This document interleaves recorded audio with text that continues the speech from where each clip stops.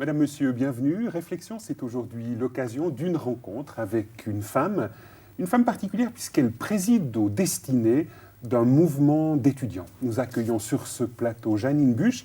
Janine Buch, bonjour. Bonjour. Alors, on parle aujourd'hui étudiants, monde d'étudiants, et puis en même temps foi. Est-ce qu'aujourd'hui, la foi intéresse les jeunes ? La foi intéresse les jeunes, c'est peut-être pas aussi précis que ça dans leur tête. En tout cas, il y a une recherche de sens qui est bien là. Et si ceux qui cherchent croisent la route de chrétiens, ils peuvent effectivement découvrir la foi et y progresser. Alors, on a eu l'occasion, avec notre caméraman, de visiter une journée annuelle des groupes bibliques des écoles et des universités. Je vous propose maintenant de découvrir quelques images. D'accord.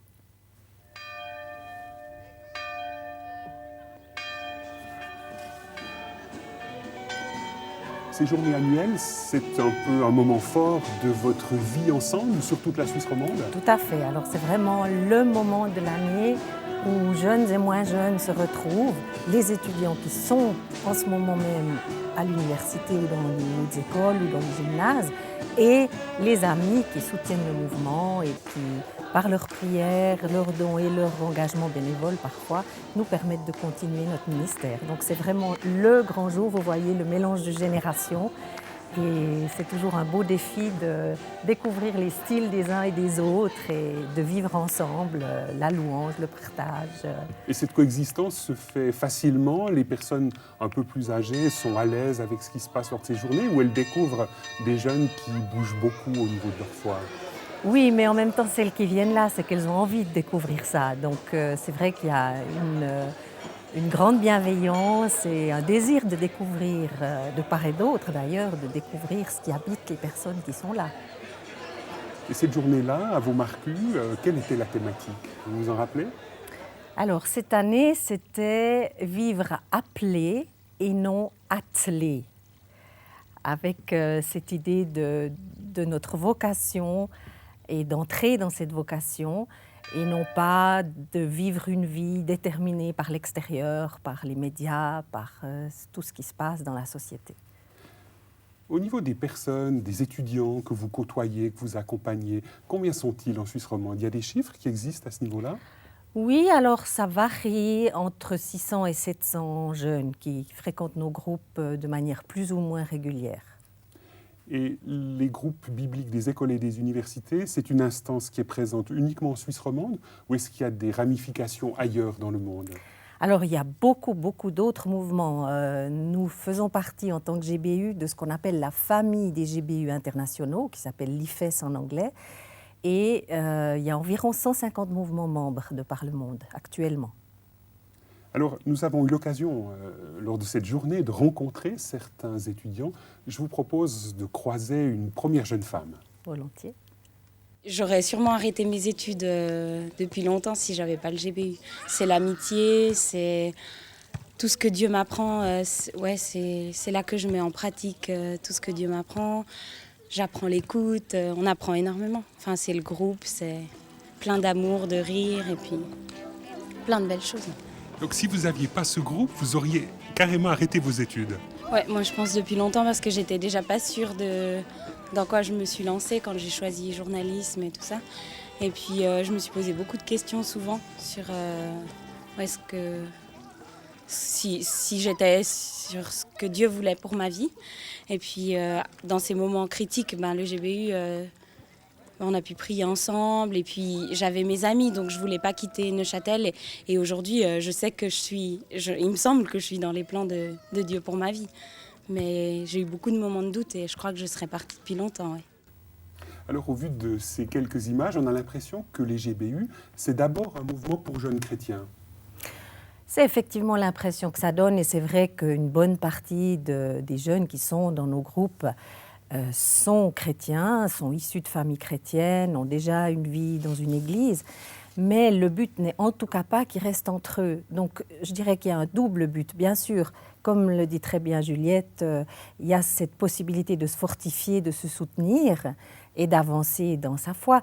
Mais il y a aussi l'idée d'être témoin dans l'université ou dans les hautes écoles en invitant, en organisant des choses aussi pour les amis, les collègues, les camarades d'études, et en faisant savoir cette bonne nouvelle de l'Évangile.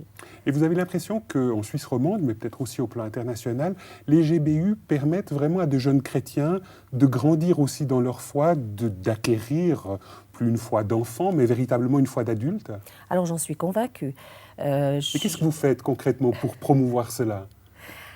Alors, en plus de la prière, l'étude de la parole, il y a vraiment une offre aussi de réflexion, de dialogue sur les questions qui se posent aux jeunes pendant leurs études, des questions éthiques, des questions de toutes sortes qui sont liées au domaine qu'ils étudient.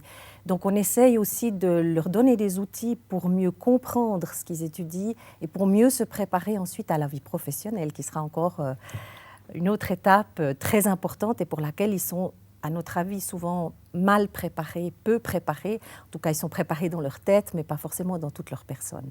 Alors, je vous propose de découvrir une autre séquence avec cette fois un physicien qui a, semble-t-il, renoué avec la foi dans le cadre des activités des GBU. D'accord. Les groupes bibliques, c'était en fait une station importante dans mon cheminement dans la vie. Si je peux vite expliquer, j'ai grandi dans une famille catholique. J'ai eu une éducation chrétienne, si on veut, mais c'était plutôt sous-entendu. On m'a enseigné les valeurs chrétiennes. Et puis moi, je croyais en Dieu, mais il était un peu ailleurs. Et puis moi, je n'avais pas une relation personnelle. Et puis, autour de l'âge de 20 ans, j'ai commencé de me poser plein de questions dans la vie. Et puis, c'est aussi en fait une phase en général où on est un peu pas trop sûr des choses, il y a plein de décisions à prendre. Et là, vous avez rencontré un groupe GBU. Exactement. Là, j'ai activement cherché quelque chose comme un groupe, comme les groupes bibliques. Je ne savais pas que ça existe. Et puis, enfin, je les ai trouvés. Et en fait, c'était vraiment génial. J'ai vraiment trouvé ce qu'il me fallait. Et concrètement, qu'est-ce que ça vous a apporté, le fait de fréquenter un tel groupe? En fait, c'est simplement le contact avec des chrétiens qui ont le même âge à peu près et puis qui pratiquent la foi et aussi des différentes approches. Vraiment, ça fortifie et puis ça contribue beaucoup pour développer sa propre foi. Janine Buch, expliquez-nous en quelques mots en quoi consistent les activités d'un groupe GBU sur un campus universitaire. Alors, elles peuvent être très diverses. Certains groupes se spécialisent, je dirais, par exemple dans la prière ou dans l'étude biblique ou dans l'organisation d'événements dans leur lieu d'étude. Certains combinent tout ça. Ça dépend aussi, il y a des lieux comme par exemple l'EPFL à Lausanne où il y a plusieurs groupes, il y a beaucoup de gens, beaucoup de jeunes engagés. Donc, ils préfèrent, et aussi pour des questions d'horaire, avoir un peu une palette de rencontres. Il n'y a jamais deux groupes qui se ressemblent dans les GBU. Mais c'est aussi parfois un petit peu aléatoire, dans le sens où il y a des années où ça marche et d'autres où c'est un peu le gros creux. Tout à fait, en fonction des jeunes qui viennent et qui partent. C'est clair que c'est un mouvement qui est fragile par définition, puisqu'on suit le cycle des études. Donc, dans le passé, on pouvait compter sur 4 ans, 4 à 5 ans à l'université. Maintenant, avec le système de Bologne, ce sera 3 ou 5. Et on essaye vraiment de rester en lien avec eux, mais justement en les encourageant à prendre des responsabilités, parce qu'on sait que de toute façon, ils partiront et que nous, on recommence avec d'autres régulièrement, et ça demande aussi beaucoup de persévérance de la part des animateurs. Et personnellement, vous le vivez bien? C'est pas parfois un peu frustrant de ne pas pouvoir se dire « je construis quelque chose qui va se développer dans la durée » ? Alors moi, j'ai le sentiment quand même, si vous parlez personnellement, c'est-à-dire moi-même par rapport à ma responsabilité, j'ai le sentiment de construire quelque chose de solide dans la durée, mais je dirais dans une dépendance totale de Dieu. C'est-à-dire que c'est vraiment, le chef c'est lui, c'est pas moi. Et il y a une vie qui est là, qui nous dépasse, qui nous précède et qui nous dépasse. Alors je vous propose de voir une nouvelle séquence avec un étudiant qui a connu la dimension internationale des GBEU. D'accord. J'ai eu l'occasion de partir premièrement au Canada, où là, il y a toute une structure GBU et où je me suis bien intégré, qui m'a beaucoup apporté et, aussi pour vivre ce temps dans un autre pays. Et par la suite, j'ai pu faire un travail final en Corée, suivi d'un au Japon. Et je dirais que c'est très riche de voir que finalement, on n'est pas si différent que ça. à l'autre bout du monde, et que sur place, là aussi, il y a beaucoup de petites différences entre eux, entre les personnes. Et là, au Japon et en Corée, vous avez tenté de rejoindre un groupe GBU. Oui, en Corée, en Corée c'est beaucoup plus facile. Il y a une culture, entre guillemets, chrétienne bien plus grande. Au Japon, c'est beaucoup plus modeste, plus timide. Et comment ça s'est passé, la rencontre des GBU coréens?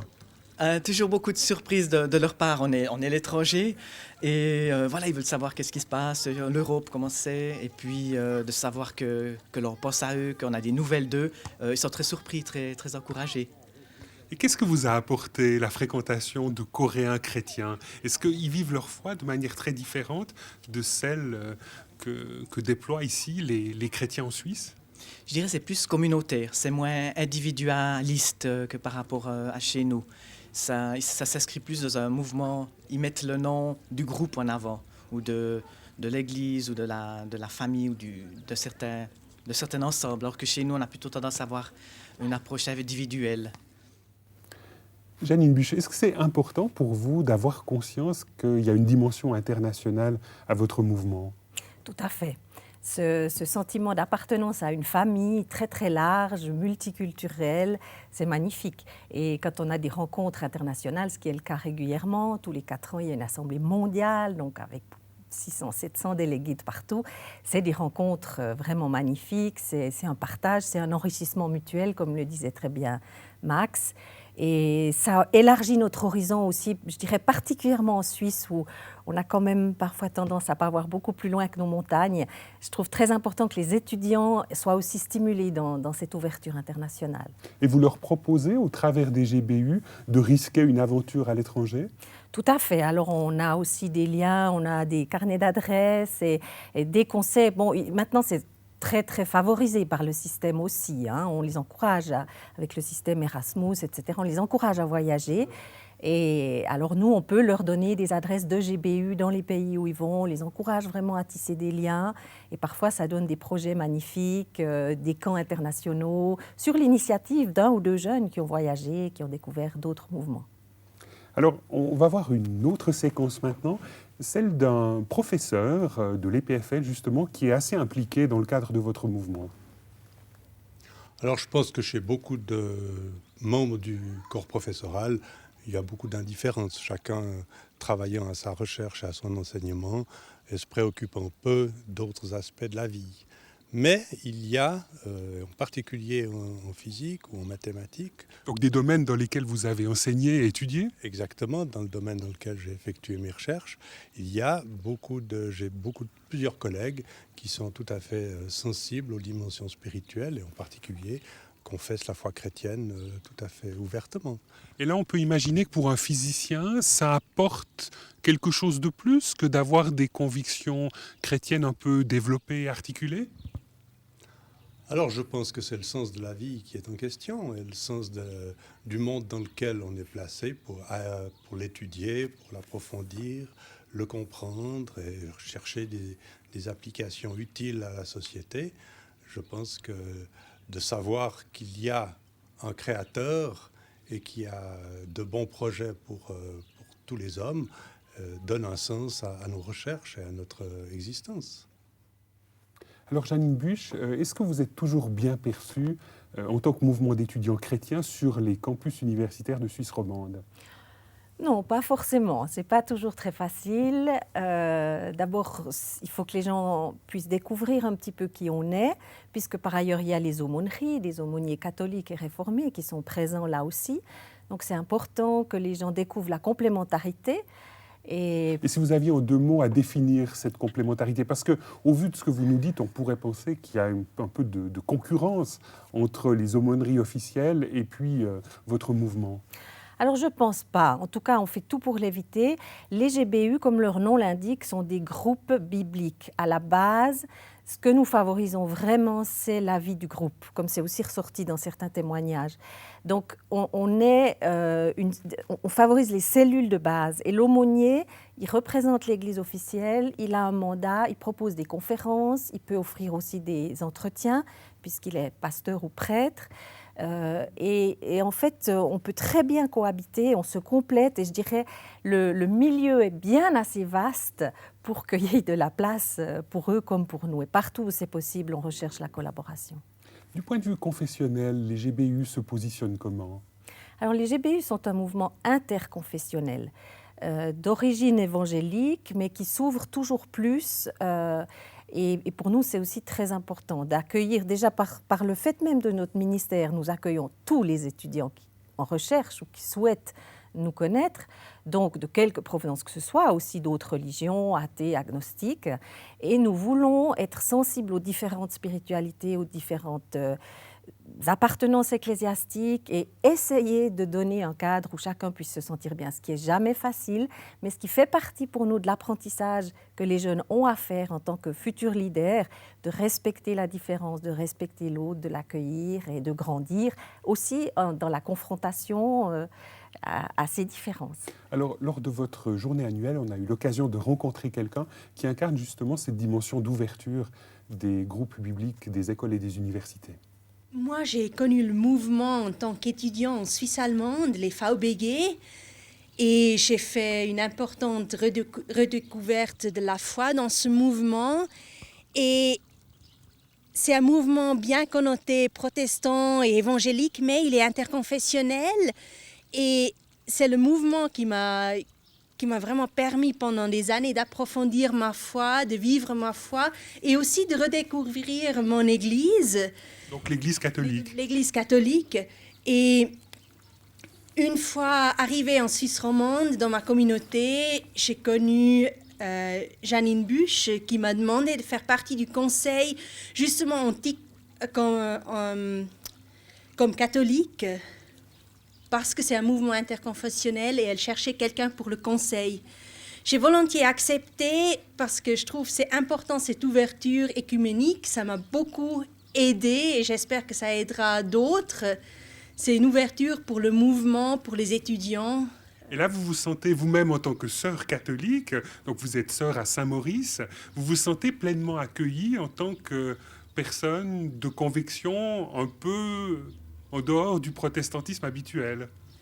Oui, je me sens bien accueillie.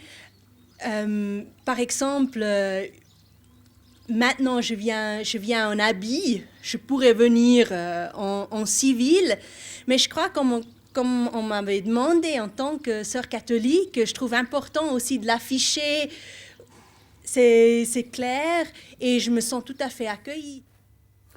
Alors, Janine Busch, on vient d'avoir ce témoignage de sœur Zilke. Est-ce qu'elle passe bien au sein des étudiants qui viennent peut-être d'un background plus protestant évangélique, un peu confessant ? Une fois passée la première surprise, je dirais, elle passe très bien. C'est vrai que certains nous demandent, peut-être qu'ils n'osent pas le lui demander à elle directement, mais comment une sœur catholique dans votre conseil, comment c'est possible ?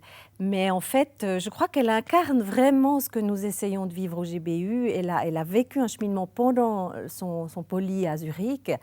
Et redécouvrant vraiment la foi, le Christ, la parole. C'est impressionnant tout cela, parce qu'en fait maintenant, grâce à vous peut-être, elle est sœur dans un monastère à Saint-Maurice.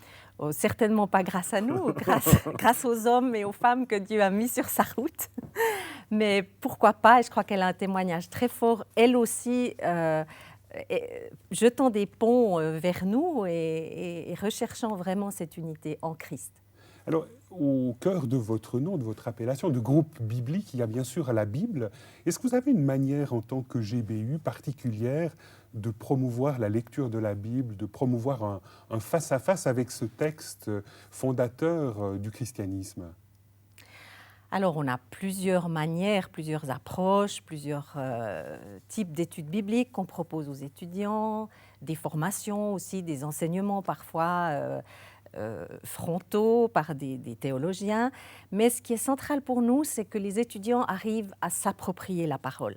C'est-à-dire que vraiment, ce ne soit pas une connaissance de la parole sur la parole, une connaissance sur Dieu, mais qu'ils entrent dans une relation avec Dieu à travers cette parole et qu'ils arrivent à vraiment vivre quelque chose qui est de l'ordre de la relation.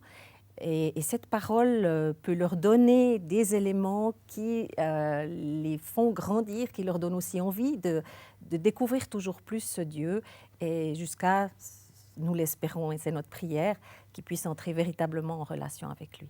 Donc finalement, vous proposez une sorte d'initiation spirituelle pour des étudiants qui seraient désireux d'approfondir une quête personnelle. On peut l'appeler comme ça. Bon, aujourd'hui, et le terme initiation et le terme spirituel peuvent être mal compris.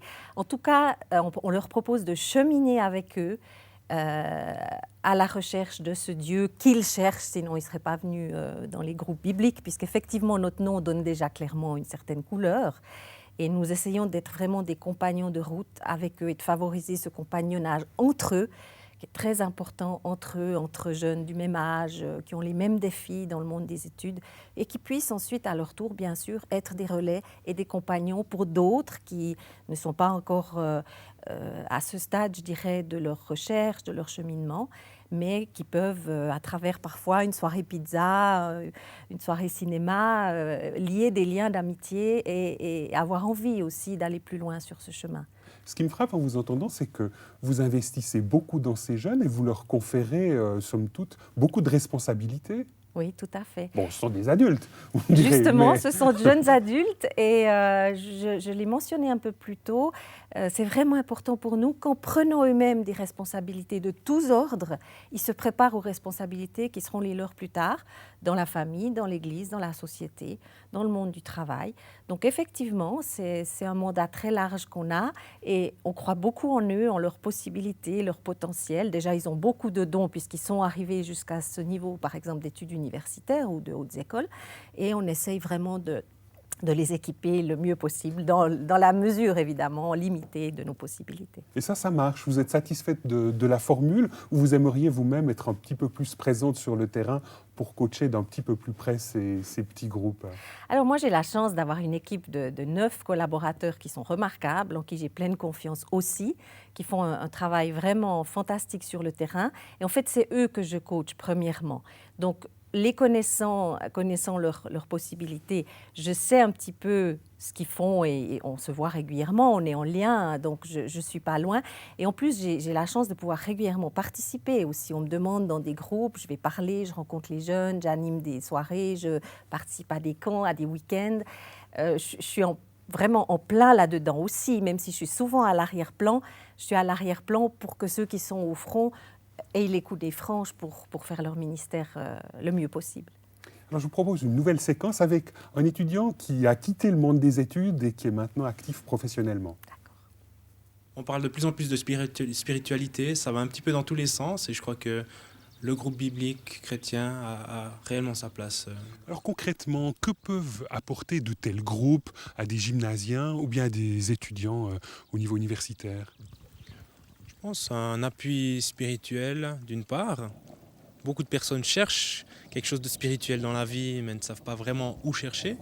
Mais je crois que le côté social aussi est très important, avoir des amis.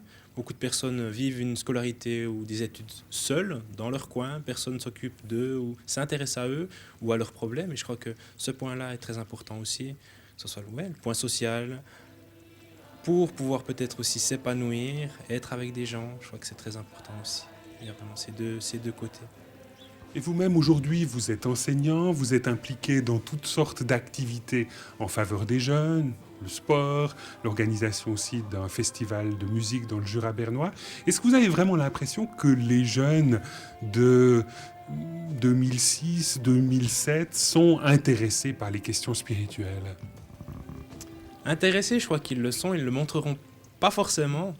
C'est clair que quand on parle de foi, de Dieu, généralement les gens sont gênés ou ne veulent pas montrer que ça les intéresse. Mais je crois qu'au fond de nous, on a quand même tous cet attrait, cette question de se dire, mais Dieu, qu'est-ce que c'est? Où est-il? Est-ce qu'il existe réellement? Et je crois que oui, les jeunes sont intéressés. Oui. Et là, les GBU ont une carte particulière à jouer. Tout à fait, oui. Offrir des réponses, offrir une façon de voir la vie, offrir une façon de voir Dieu aussi. Alors, offrir des réponses à des questions que l'on pourrait avoir en tant qu'étudiant ou en tant que jeune adulte. Concrètement, Janine Busch, quel est le message qu'il vous paraît urgent aujourd'hui de transmettre aux jeunes que vous croisez sur les campus ? Alors je pense qu'il est urgent de dire à ces jeunes que la vie a un sens et que Dieu les aime. Ça paraît simpliste dit comme ça, mais je résume évidemment l'intensité du message. Je crois que vraiment dans cette recherche de sens, au fond, il y a une recherche aussi d'être aimé, de savoir qu'on est là pour quelque chose, qu'on vient de quelque part, qu'on va quelque part et qu'on n'est pas juste comme ça une molécule dans le néant, passant d'un néant à l'autre, je dirais. Parce que ça, c'est, disons, une vision du monde qui habite beaucoup de jeunes aujourd'hui, cette dimension d'être une molécule et que finalement, il n'y a pas grand sens à la vie au quotidien. Oui, influencés entre autres par ce qu'ils apprennent à l'école et dans leurs études. Et c'est vrai qu'il y a une vraie détresse. Je me suis un peu penchée sur les statistiques, tant au niveau du suicide, au niveau des dépendances. Et je suis inquiète pour la jeunesse d'aujourd'hui et de demain. Et ma petite contribution, c'est de m'engager à fond pour essayer de communiquer ce sens, de communiquer cet amour du Christ pour tous les hommes et de donner des moyens à ceux qui cherchent de le rencontrer. Et pratiquement, vous utilisez quel moyen, quel outil pour transmettre cet amour de Dieu à l'endroit de chacun ? Eh bien justement, le petit groupe, comme c'est aussi ressorti dans les témoignages, une convivialité, une chaleur humaine, des choses toutes simples, des repas, des soirées, du partage, des rires, des camps, du ski, toutes sortes de choses qui permettent de tisser des liens de confiance. Et c'est sur ces liens de confiance ensuite qu'on peut construire, qu'on peut cheminer avec eux, avec ceux qui cherchent dans ce compagnonnage dont je parlais tout à l'heure. Janine Busch, vous êtes depuis plusieurs années maintenant engagée en tant que secrétaire générale des GBEU. Qu'est-ce qui vous motive à être impliquée dans un tel engagement ? Alors, les GBEU ont été pour moi capitaux pendant mon gymnase, mon université. C'est là que j'ai grandi, que j'ai mûri dans ma propre foi. Et j'ai moi-même 2 enfants de 23 et 20 ans, donc je suis Donc vous êtes plein pot constamment dans ces problématiques-là. Constamment et passionnée et très motivée à essayer de donner du sens là où je peux. Janine Busch, merci beaucoup d'avoir accepté notre invitation sur ce plateau. Merci à vous. Madame, Monsieur, merci d'être resté à notre écoute pendant cette émission et à bientôt.